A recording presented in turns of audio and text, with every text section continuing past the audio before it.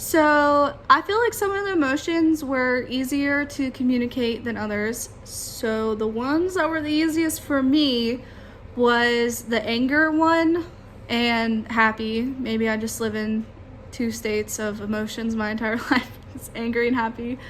Um, but I feel like it's a lot easier to do an angry tone because it's a specific kind of tone and there's specific facial expressions for that. And then happy, like I said, I'm generally a happy person, so I could easily do that. And if you've ever worked in customer service or anything like that, you would know that even when you're absolutely angry or anxious or anything like that, you pretty much have to have a happy voice the entire time. The hardest ones was probably amorously. I think I'm saying that right. Just because I feel like you have to experience those in order to really bring them out. And I'm not an actor. I don't think you want to see me fake cry. Suspiciously, I think suspiciously was probably one of the easier ones to do too, as well, for me at least. And then the one without the matter of factually, it wasn't the easiest thing to do because I think you have to have a very like monotone voice in order for it to come off with that, and then just kind of like a blanketed face. It was hard to do it without being like smiling or like moving my eyes or anything like that.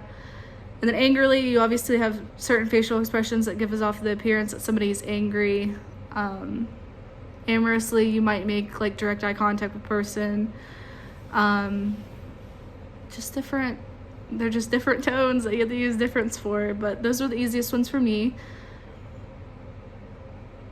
And then the ones that I found similar, I think maybe suspiciously and angrily went side by side with each other as far as ones that seem similar to kind of convey. And then happy was just happy, pretty much. Not a lot of them I think seemed like they were similar, but maybe that's just me. Oh, I guess angrily, you could mix angrily up with the like matter of factually, because it's kind of like, not usually when people are talking to you, they kind of show some resilience of like a facial expression or like a change in tone. But if you are talking to somebody, they might cut them off as angrily or like stern, because that's how the rest of the people talk. Somebody who's very monotone spoken.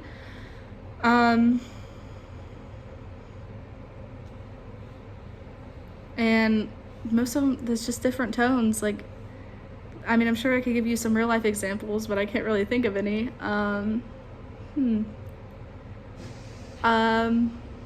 There's certain curse words that people say, and if you say it in a certain way, then it could come off either angrily or as like an endearing term that people use, or it can come off as like suspiciously. I feel like there's a bunch of universal ones for that.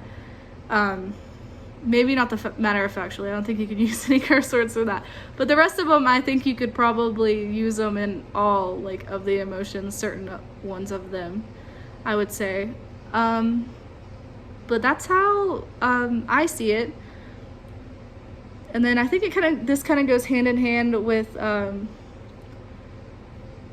body language as well. So like, I know I'm just having my face here, but maybe if I was angry, I would be kind of talking with my hands, as I do in all these videos that I send. Or my eyes, maybe if I'm uninterested, I might be looking around. Or if I wasn't recording myself, I look around a lot when I'm recording because it makes me uncomfortable.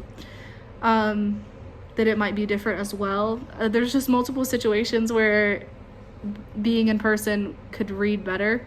And I think a lot of people, when they get in arguments over text or stuff like that, or you're arguing with somebody on Facebook, that you can read the tone of the text message wrong, and that's not what the person is trying to say. And then if you meet them in person and they told you about it, then it would be different. That that's all I really have to say.